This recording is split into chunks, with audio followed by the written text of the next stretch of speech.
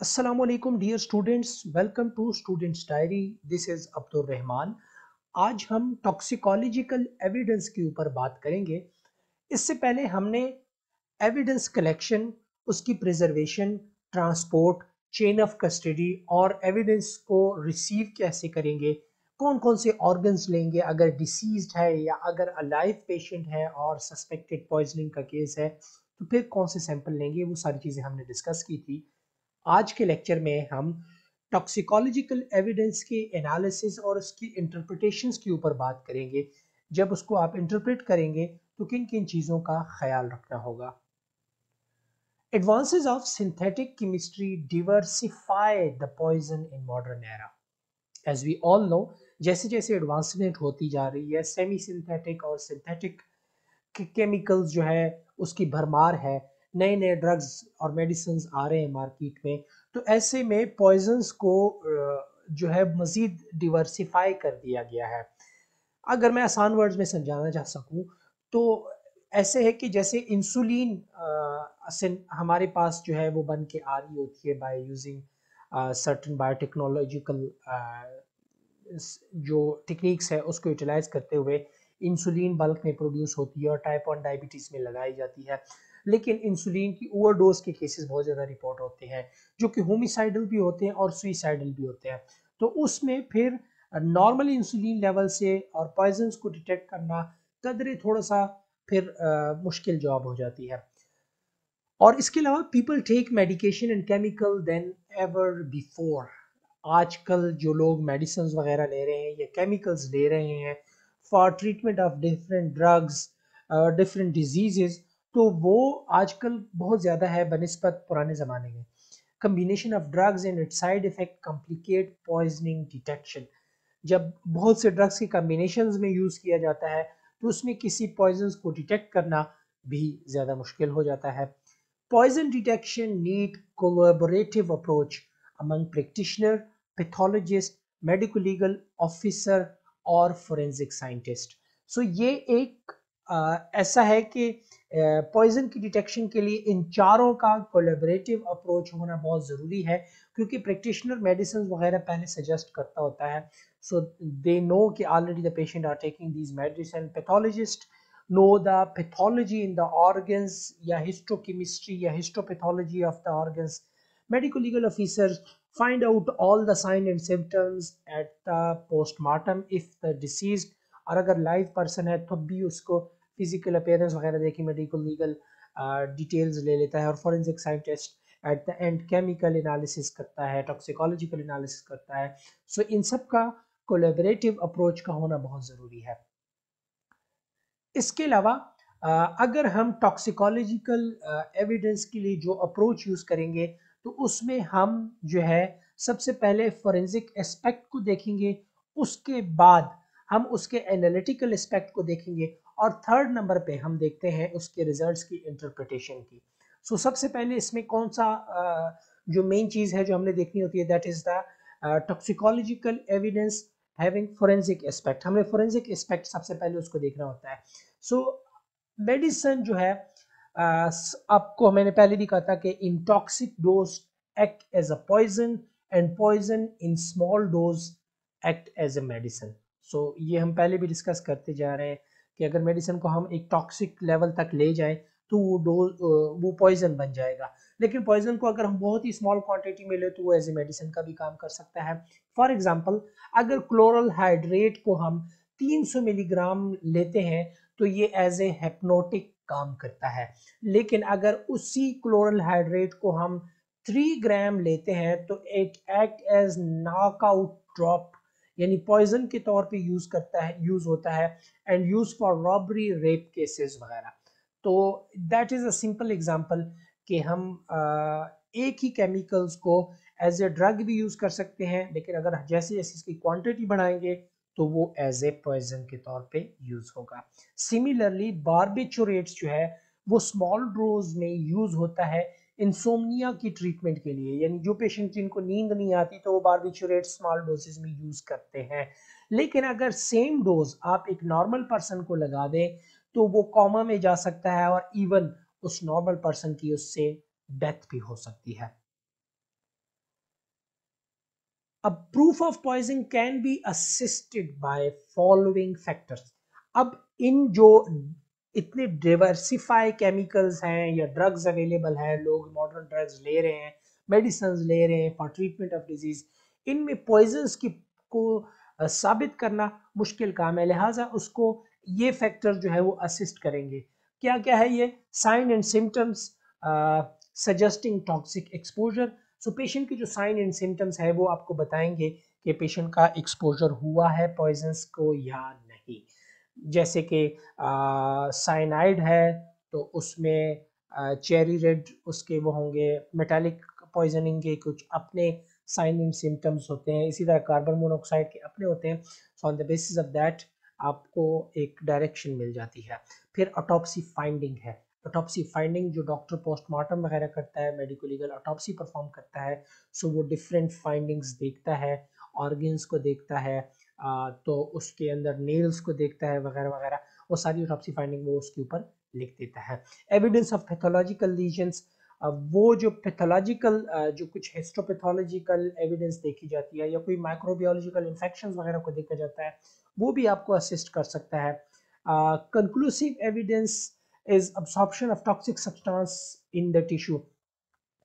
ये भी आप कंक्लूसिव एविडेंस जो है डिपेंड इस बात पे भी कर सकता है कि आप जो डिसीज्ड है या जो जिसको पॉइजन किया गया है उसके अंदर टॉक्सिक सब्सटेंस कितना जो है वो मौजूद है और टिश्यू में वो कितना अकोमुलेट हो चुका है। आया क्या वो इतना है कि उसको कोई भी एनालिटिकल इंस्ट्रूमेंट्स एनालिसिस के बाद उसको हम डिटेक्ट कर सकें, क्वांटिटी उसकी एक उस थ्रेशोल्ड लेवल से ज़्यादा है, और क्या वो इवनली डिस्ट्रीब्यूट हुआ हुआ है टिश्यूज़ में।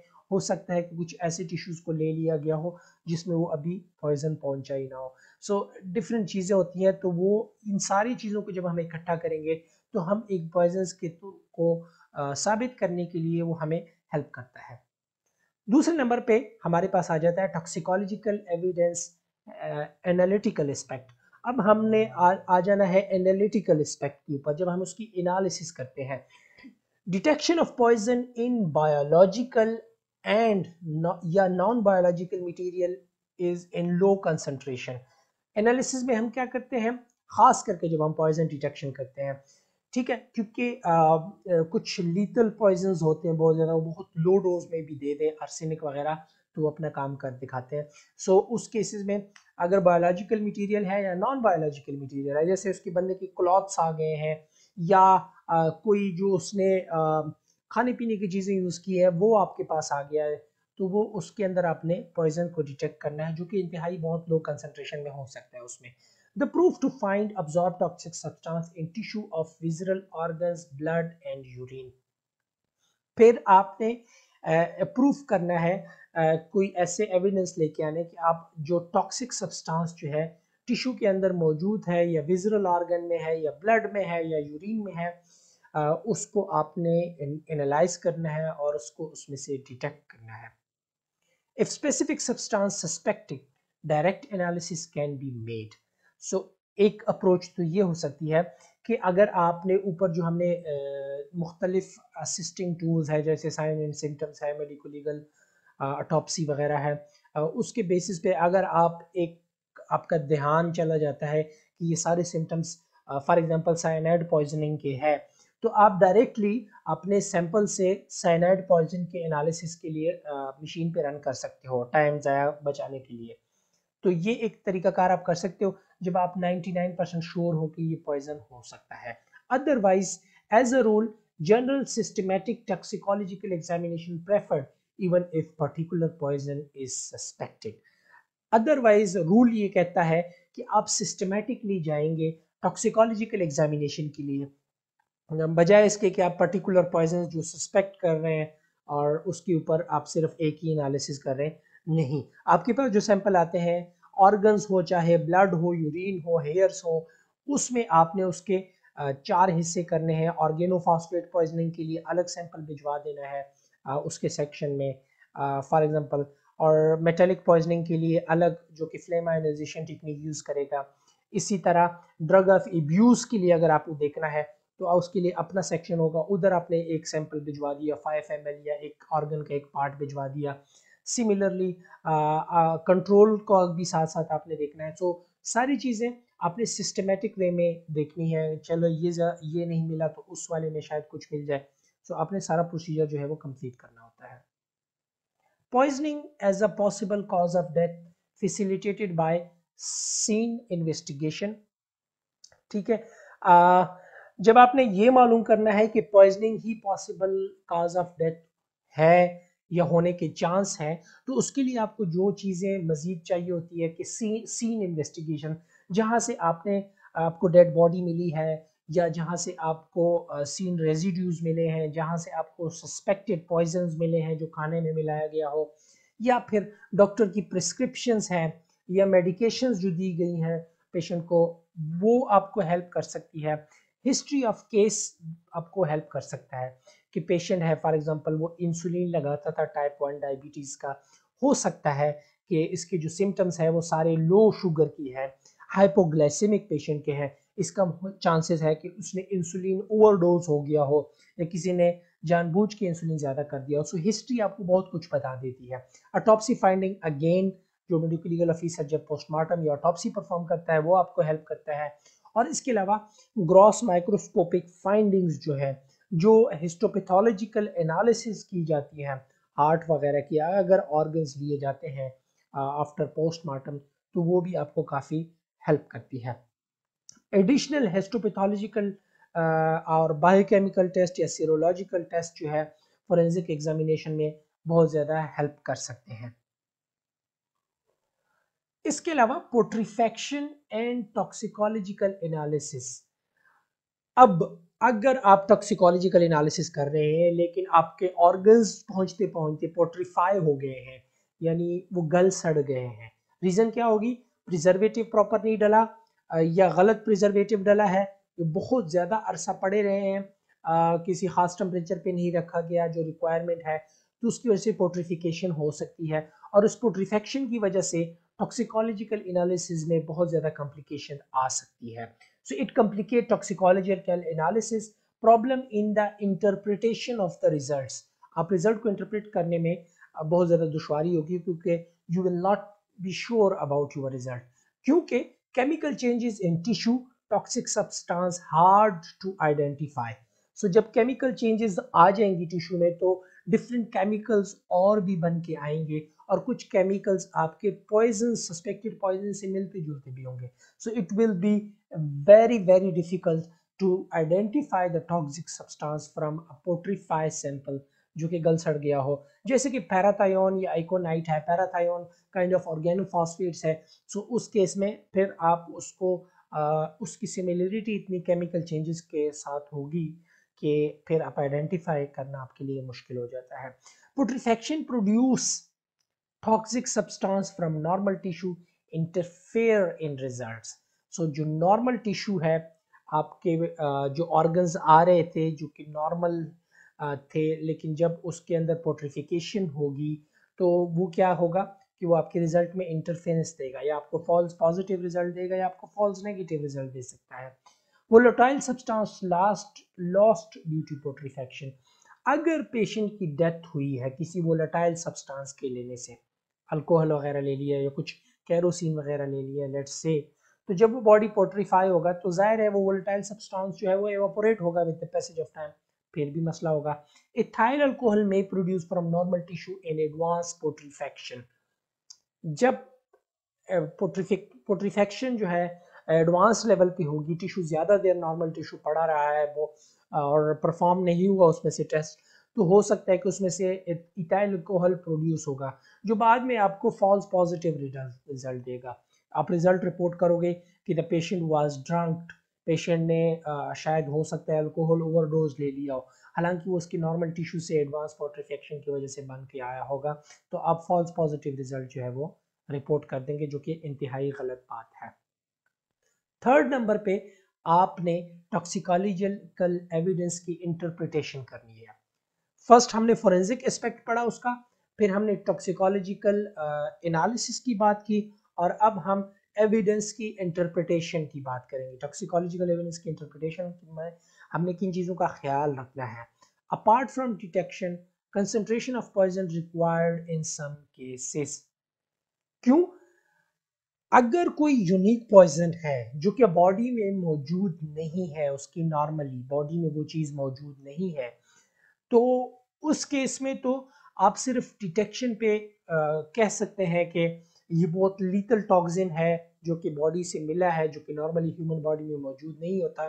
सो ये पॉजिटिव आ रहा है, इररिस्पेक्टिव ऑफ इट्स क्वांटिटी हम कह सकते हैं कि इस बंदे को पॉइजन किया गया है।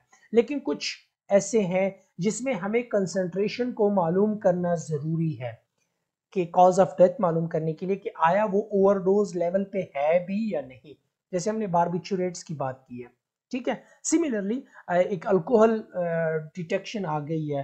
अब अल्कोहल मौजूद है, तो बाहर ममालिक में या यूरोपियन कंट्रीज में तो अल्कोहल लीगल है, तो लेकिन उसमें आपने अब ओवरडोज देखनी है कि वाकई ओवरडोज है या वो नॉर्मल जो रेंज है उसके अंदर है। अगर ओवरडोज होगा तो आप फिर सस्पेक्ट कर सकते हो कि ओवर ड्रंक हो गया है या ओवरडोज हो गया है alcohol.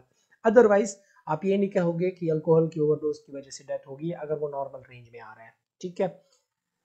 Interpretation of quantitative data, fatal dose of poisons. Again वही बात है कि क्वांटिटेटिव डाटा की आपने इंटरप्रिटेशन कैसे करनी है। अब पॉइजन है जो बहुत रेयरली आ रहा है, उसका फैटल डोज आप कैसे डिफाइन करोगे, ठीक है।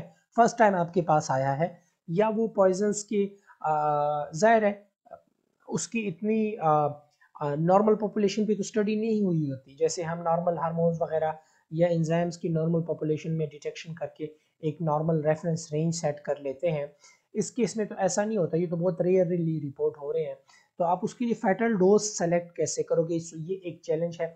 तो वो आपने इंटरप्रेट करना होता है according to mass of the person, age वगैरह देख के फिर आपने एक सर्टन थ्रेशोल्ड लेवल सेट करना होता है उस क्वांटिटेटिव डाटा को इंटरप्रेट करने के लिए क्या है वो फैटल डोज में आ रहा है या नहीं। Record of poison and knowledge of toxicokinetics is important. जैसे फार्माकोकाइनेटिक्स होता है, जो ड्रग्स होती हैं उसकी हम अब्जॉर्प्शन उसकी फिर एक्सक्रीशन वगैरह देखते हैं, कहाँ पे उसका डिटॉक्सीफाई वगैरह होता है, सारी चीज़ें जब देखते हैं। इसी तरह ड्रग्स के रिकॉर्ड ऑफ पॉइजन्स के बारे में पता होना चाहिए, पॉइजन्स की उसके बॉडी के अंदर वो क्या करते हैं, कहाँ पे स्टोर होते हैं, फैट सॉल्युबल है, वाटर सॉल्युबल है, रूट ऑफ एक्सक्रीशन क्या है, कौन कौन कौन से ऑर्गन को डैमेज करता है। सो ये डिटेल नॉलेज एक फोरेंसिक साइंटिस्ट को होना चाहिए, उसके बाद ही वो इंटरप्रिटेशन रिजल्ट्स की अच्छी तरीके से कर सकता है। During reporting extreme care should be taken, ये बड़ा इंपॉर्टेंट है। आपने सारा काम कर लिया है, रिपोर्टिंग की बारी आई है, तो आपने रिपोर्ट करते हुए बहुत ज़्यादा केयर करनी पड़ेगी। आपको रिजल्ट इंटरप्रिटेशन में सोचना पड़ेगा। क्वांटिटेटिव रिजल्ट देने हैं तो आपने एक कट ऑफ वैल्यू रखनी है, जो अगर बुक्स में अवेलेबल है तो वेल एंड गुड, अदरवाइज आपने कैलकुलेट करके फिर आपने फेडरल डोज उसका निकालना है। इसके अलावा आपके पास हो सकता है कि पेशेंट में have no history and no clue of poison, एक ऐसी सिचुएशन है। तो उसमें आप जो है जनरल स्कीम ऑफ स्टडी क्या है कि आप नेगेटिव रिजल्ट दे देते हो, ठीक है। लेकिन आपने पूरी डिटेल देखनी है, जैसे कि इंसुलिन का अगर किसी को ओवरडोज हो गया हो तो आप हिस्ट्री वगैरह देखेंगे, इंसुलिन लेवल का ओवरडोज देखोगे, तो ऐसे केसेस में आपके पास नेगेटिव के चांसेस हो सकते हैं कि आप बगैर अगर आपके पास क्लू भी नहीं है, पॉइजन्स की हिस्ट्री भी नहीं है, तो आपसे रिजल्ट्स जो है वो नेगेटिव चला जाए। लिहाजा you should be careful about this thing. History of poisoning but no positive finding. आपके पास हिस्ट्री तो आ रही है कि पॉइजन किया गया है, लेकिन उसकी कुछ पॉजिटिव फाइंडिंग्स आपके पास नहीं आ रही। आपने सारे एनालिटिकल मेथड अप्लाई कर लिए लेकिन आपके पास कोई पॉजिटिव रिजल्ट नहीं आ रहा। सो किन वजूहात की वजह से ऐसा हो सकता है? It could be happened, it could happened if the poison vomited out, detoxified और it is a very small quantity. अगर पॉइजन बहुत ही कम मिकदार में दिया गया है, बहुत ही लीतल है लेकिन बहुत कम मिकदार में है, जो कि आपकी जो आपके पास फैसिलिटी है या इंस्ट्रूमेंट्स है उसकी सेंसिटिविटी और स्पेसिफिसिटी इतनी अच्छी नहीं है कि इसको डिटेक्ट कर सके, या वो बॉडी के अंदर डिटॉक्सिफाई हो गया है, ठीक है, उसने कॉमुलेटिवली साथ कुछ और ले लिया है या जो एंटीटोड दरमियान में ट्रीटमेंट के दौरान दिया गया है मरने से पहले, तो हो सकता है उसने उसको डिटॉक्सिफाई कर दिया और वो इतना काबिल ना रहा हो कि उसको डिटेक्ट कर किया जा सके। या अभी ये भी हो सकता है कि उस पॉइजन को वॉमिट आउट किया गया हो। ठीक है, नॉर्मली अलाइव पेशेंट अगर आते हैं आपके पास तो हॉस्पिटल तक पहुंचते पहुंचते वो इतने वॉमिट कर चुके होते हैं कि फिर जब आप उसके स्टमक से सैंपल लेते हैं, स्टमक वॉश करते हैं, तो क्वांटिटी इतनी कम होती है कि वो डिटेक्टेबल नहीं होती। लिहाजा जब भी फर्स्ट वॉमिट होता है, जब अगर आप पॉइजन सस्पेक्ट कर रहे हो तो उसको मेडिको लीगल एस्पेक्ट के पॉइंट ऑफ व्यू से उसको कलेक्ट करना ज़रूरी है। चाहे ज़मीन पे पड़ा है तब भी आप उसको कलेक्ट करें, एक जार में डालें और सील करके लैब भिजवा सकते हैं। मिसाल के तौर पर succinylcholine injected as homicide. ठीक है, होमिसाइड के तौर पर सक्सिनाइल कोलिन को किसी पर्सन के अंदर आपने किसी ने इंजेक्ट कर दिया है, लेकिन metabolize in body to succinate and choline, body ने इसको मेटाबोलाइज कर दिया सक्सिनेट और कोलिन में, जबकि आप सबको मालूम है कि these both are normal constituent of body tissue. तो फिर आपके लिए थोड़ा सा मुश्किल हो जाएगा। पेशेंट को सक्सिनाइल कोलिन इंजेक्ट किया गया है, होमिसाइडल है ताकि किसी को पता ना चले, और फिर लेकिन बॉडी में ये नॉर्मली मौजूद भी होता है। तो फिर आपने यहाँ पे देखना है एग्जैक्ट क्वांटिटी, ओवरडोज देखनी है कि ओवरडोज तो नहीं हुआ। नॉर्मली तो सक्सिनेट और कोलिन इतनी मिलीग्राम फॉर एग्जांपल मौजूद है बॉडी में, लेकिन for let's say just for the sake of an example कि 10 मिलीग्राम तक नॉर्मली बॉडी में मौजूद होता है और अभी 100 मिलीग्राम आ रहा है, सो दैट विल आपके अंदर डाउट क्रिएट कर देगा कि वाकई it's kind of fatal dose और ये हो सकता है कि इसको इंजेक्ट किया गया हो।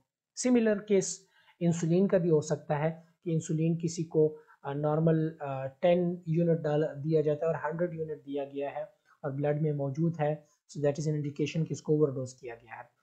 Less poison directly associated with higher time gap between ingestion and death.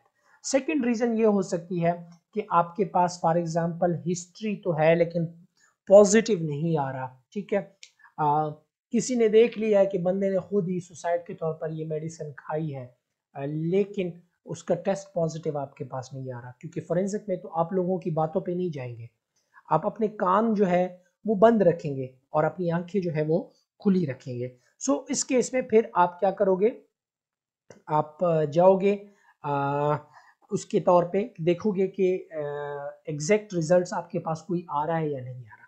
सो हो सकता है कि वो पॉइजन जो है इतना कम दिया गया हो और फिर टाइम गैप बहुत आ गया हो, यानी उसके इंजेक्शन यानी लेते वक्त और टाइम डेथ के दरमियान, फॉर एग्जांपल 2 दिन पहले उसने लिया है और फिर बंदी की डेथ आज 2 दिन बाद हुई है, उसके बाद तो वो पॉइजन इतना स्प्रेड आउट हो गया होगा बॉडी के अंदर, कुछ एक्सक्रीट भी हो गया होगा, कुछ उसको ट्रीटमेंट के दौरान एंटीटोड भी दिया गया होगा, उसके बाद भी अगर डेथ के बाद उसके आर्गन्स लिए जाते हैं तो इंजेक्शन और डेथ के दरमियान इतना गैप आ गया 2 दिन के दौरान कि वो पॉइजन मुश्किल है कि आपको उस ऑर्गन्स में से मिले। The absorb poison not evenly distributed in organs और टिश्यूज, ये भी हो सकता है कि जो पॉइजन जो है वो अब्जॉर्ब जो हुआ है वो टिश्यू के अंदर इवनली डिस्ट्रीब्यूट ना हुआ हो। तो फिर आपने लीवर का जो पार्ट लिया है, लेट्स से उसमें वो पॉइजन बहुत ही माइन्यूट क्वांटिटी में हो और वो आपसे डिटेक्ट ना हो। Route of administration varies concentration, ये एक लॉजिकल बात है।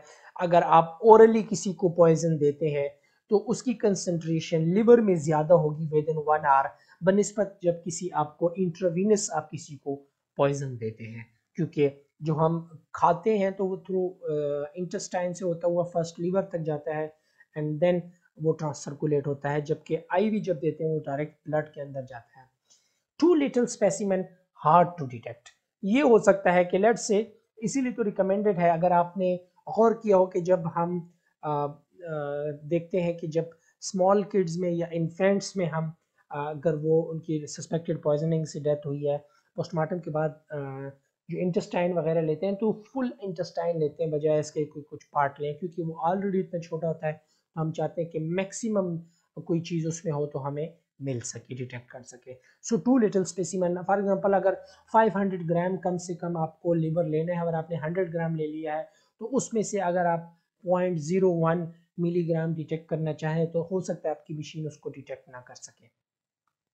Highly potent toxic substance, low lethal dose. Highly potent toxic substance जो है लो डोज के होते हैं। जितना पोटेंट सब्सटेंस होगा तो उसकी कम क्वांटिटी इनफ होगी किसी बंदे की डेथ कॉज करने के लिए, उसको पॉइजन इतना सवीयर होगी पॉइजनिंग उसकी तो उसकी फौरन डेथ हो जाएगी। सो उस कम क्वांटिटी वाले को भी डिटेक्ट करना बहुत ज़्यादा मुश्किल हो जाता है। सो लो डिटेक्शन होगी उसकी। विक्टिम ट्रीटेड में अल्टर पॉइजन नेचर। बंदे को जो पॉइजन किया गया है उसके बाद जब उसकी ट्रीटमेंट की गई या एंटीडोट दिया गया है, हो सकता है कि उससे पॉइजन का जो नेचर है वो चेंज हो जाए उस केमिकल रिएक्शन की वजह से। जो आपको डिटेक्ट करना चाह रहे हैं, जैसे फॉस्फीन डिटेक्ट करना चाह रहे हैं लेकिन वो केमिकल रिएक्शन से कोई और चीज़ बन गया हो with due to the treatment, तो वो आपका मेथड जो है उसको डिटेक्ट नहीं कर सकेगा। One of the important thing when reporting the about the poisons, that don't interpret report as no poison detected, क्योंकि आप 110% नहीं कहोगे, 100% नहीं कहोगे कि नो पॉइजन डिटेक्टेड। उसमें ये सारी कॉजेज हो सकती हैं जिसकी वजह से पॉइजन हो सकता है मौजूद हो लेकिन आपकी मशीन ने पिक ना किया हो, आपके मेथड्स ने पिक ना किया हो या आपसे कोई एरर हो गया हो। So there no evidence found in the suspected sample of suspected poison in the given visceral organs, जो भी है वो उसको लिख लें। इस तरह आप रिपोर्ट करेंगे, ना कि आप फुल एंड फाइनल कह दें कि नो पॉइजन डिटेक्टेड। ठीक है। सो रिपोर्ट करते हुए आपने बहुत ज़्यादा वर्डिंग के लिए बहुत ज़्यादा ख्याल करना है, क्योंकि ये आपकी जितनी भी रिपोर्ट्स होती हैं ये अदालत में FIR के साथ लग जाती हैं और वो कोर्ट रूम का हिस्सा होती हैं और वो फाइल के साथ जो है वो सेफ रहती है। ठीक है। सो वो कोर्ट आपको किसी टाइम भी बुला सकता है, लिहाजा वर्ड सिलेक्शन में आपने बहुत ख्याल रखना है रिपोर्ट करते हुए। थर्ड जो इंटरप्रिटेशन में है, alteration by biochemical process. Isolated material may not identical due to alteration by biochemical process. क्या हो सकता है कि जो आइसोलेटेड मटेरियल होगा वो किसी बायोकेमिकल प्रोसेस की वजह से वो मे बी आइडेंटिकल ना रहा हो, उसकी या डिग्रेडेशन हो गई हो या उसके साथ कोई एडिशनल फंक्शनल ग्रुप लग गया हो जिसकी वजह से आपको उसका जो बाय प्रोडक्ट है वो फाइंड आउट करना होगा ऑर्गन्स में, यूरिन में या ब्लड में, जो भी आपके पास स्पेसिमेन आता है। फॉर एग्जांपल फिनोबार्बिटोन जो है इसको जब आपने क्या करना होगा, डिटेक्ट करना होगा व्हेन पेरिमिडोन हैज बीन टेकन। जब पेरिमिडोन का ओवरडोज किया गया हो तो उस वक्त आपने प्रीमिडोन जो है वो डायरेक्ट नहीं देखना, बल्कि आपने फिनोबार्बिटोन को देखना होता है उसका बाय प्रोडक्ट के तौर पे। अगर वो मौजूद होगा फिनोबार्बिटोन तो आप कह सकते हो कि इसको ये ओवरडोज हुआ है। सिमिलरली ऑक्साजिपाम अगर आपको मिलता है यूरिन में या ब्लड में या विसरल ऑर्गन में तो उस वक्त ये आप समझेंगे कि पेशेंट ने डायज़ेपाम लिया हुआ है, क्योंकि डायज़ेपाम जब वो लेते हैं तो इसका एंड में जो प्रोडक्ट आपके पास आएगा यूरिन में या ब्लड में वो ऑक्साजिपाम के फॉर्म में आएगा। सो उसको आप डिटेक्ट कर सकते हैं। सो इस तरह और भी चीज़ें हो सकती है, यानी उसका जब आप ओरली लेते हो तो वो और चीज़ है, लेकिन बायोकेमिकल प्रोसेस की वजह से या एंजाइमेटिक प्रोसेस की वजह से जब वो डिग्रेड होगा तो फाइनल बाय प्रोडक्ट जो बॉडी में होगा, यूरिन में निकलेगा, वो डिफरेंट होगा। ठीक है। Similarly finding morphine if heroine is involve, अगर पेशेंट जो है वो ड्रग ऑफ अब्यूज यूज कर रहा है और हीरोइन जो है उसने ओवरडोज उसको हो गया है तो आप मॉर्फिन देखोगे उसके यूरिन में या उसके विसरल ऑर्गन्स में। Lethal या therapeutic dose can varies. A substance may varies from slight effect to overdose.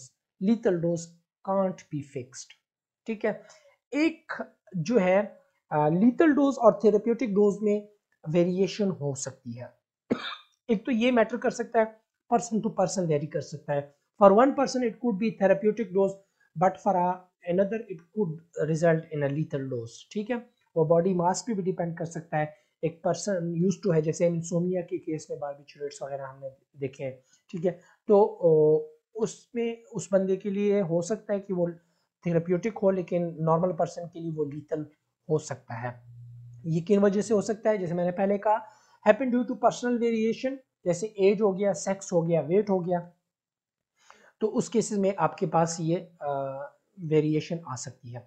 Degree of uncertainty in quantitative measurement the reasonable range of probable error would be around 2 ± SD। ठीक है, सो जब भी आप quantitative measurement करते हो तो उसमें एक लेवल ऑफ अनसर्टेनिटी होती है, 5% या 2%। अब एग्जैक्ट रिजल्ट नहीं कह सकते हो कि 110% यही रिजल्ट है, लेकिन उसकी एक जो हमने जो एक्सेप्टेबल रेंज रखा है जब भी हम क्वालिटी कंट्रोल करते हैं वो 2 ± SD स्टैंडर्ड डेविएशन मीन से ऊपर नीचे हो तो हम एक्सेप्ट कर सकते हैं अगर 2SD के अंदर हो तो उसको आपने देखना है कि degree of uncertainty quantitative measurement में आपकी रीजनेबल रेंज में होनी चाहिए। हो सकता है ऐसा ना हो कि आपने डिग्री ऑफ अनसर्टेनिटी 3 या 4 ± SD रख दी हो, तो जाहिर है फिर तो वो मीन से रिजल्ट 4SD में जा रहा है, अगर आपने उसको एक्सेप्ट कर दिया है उसके रिजल्ट्स को और आप कह रहे हैं कि बंदा नॉर्मल है, तो ये फिर आप नेगेटिव रिजल्ट, फॉल्स रिजल्ट निकालोगे। ठीक है, सो आपने उसको बड़ा टाइट रखना होता है, खास करके जब आपने मेडिको लीगल केसेस देखने हैं। कोशिश करनी है कि ±1.5 या 2SD से ज्यादा ऊपर नीचे आपके रिजल्ट्स ना हो। फिर आपके पास 6 नंबर पे normal versus observed concentration of poisons. Toxic substance may or may not present normally in body. That is very important point to remember. Normally ऐसे सब्सटेंसेस होते हैं, टॉक्सिक सब्सटेंस या पॉइजन जो होते हैं, जो नॉर्मली बॉडी में प्रेजेंट नहीं होते, लेकिन एनवायरमेंटल फैक्टर्स की वजह से क्या हो सकता है कि उसकी मिकदार बॉडी में मौजूद होगी। ठीक है, कम होगी, लेकिन उसको आपने नॉर्मल डोज में कंसीडर करना होगा, यानी वो फैटल डोज नहीं होगा, वो एनवायरमेंटल फैक्टर की वजह से होगा। जैसे आजकल पोल्यूशन है तो हो सकता है कि बड़ी माइन्यूट पार्ट्स पर मिलियन में कहीं लेड हमारी बॉडी में मौजूद हो। ठीक है, इसी तरह हो सकता है आर्सेनिक मौजूद हो। ठीक है, तो ऐसे केसेस में फिर ये होगा कि आपको उस लेवल को फाइंड आउट करना होगा जो नॉर्मल लेवल है, और फिर आपने ऑब्जर्व कंसंट्रेशन देखनी है कि वो फेटल डोज में अब जा रही है या नहीं जा रही। For example, if present such as insecticide due to environmental pollution, its magnitude may be determined. जैसे कि इंसेक्टिसाइड्स है, एक किसान है जो कि हर आए रोज इंसेक्टिसाइड की स्प्रे करता है, तो हो सकता है कि एनवायरमेंटल फैक्टर की वजह से, उस पोल्यूशन की वजह से उसकी बॉडी के अंदर थोड़ी सी मिकदार इंसेक्टिसाइड्स की मौजूद होगी। ठीक है, लेकिन आपने उसकी मैग्नीट्यूड को आइडेंटिफाई करना है और फिर उसमें से फैटल डोज निकाल के आपको एग्जैक्ट वैल्यू पता चल जाएगी कि आया वो फैटल डोज में फॉल कर रही है या ये नॉर्मल एनवायरमेंटल पोल्यूशन की वजह से हो सकता है। एक एग्जांपल ये है कि एक एवरेज आर्सेनिक कंटेंट जो है हमारी बॉडी के अंदर 1 से 2 ppm या अप टू 4 ppm में बी कंसीडर एज नॉर्मल। ठीक है, ड्यू टू एनवायरमेंटल पोल्यूशन और may be the that may be present in a water, जो कि आहिस्ता आहिस्ता हमारे हेयर्स के अंदर अकोमुलेट हो रहा हो, तो वो 1 से 2 ppm या 4 ppm तक, up to 4 ppm normal consider होगा। लेकिन जब क्रोनिक लॉन्ग टर्म आर्सेनिक किसी को दिया जाएगा, पॉइजन किया जाएगा, तो दैट रिजल्ट में गो अप टू 70 ppm। ठीक है, of arsenic in hairs and nails. तो ये क्या हो सकता है, अब जाहिर है कहाँ 4 ppm और कहाँ 70 ppm, so of course it is an overdose और it is the person has been poisons, और ये वक्त के साथ जो है वो हेयर और नेल में अकोमुलेट होता रहा है। सो फिर आप उसको कंफर्म कहोगे कि yes that case is due to arsenic poisoning, और आप उसको फिर रिपोर्ट कर लोगे। That was all about today's lecture. इंशाल्लाह see you in next lecture. तब तक के लिए अल्लाह हाफिज।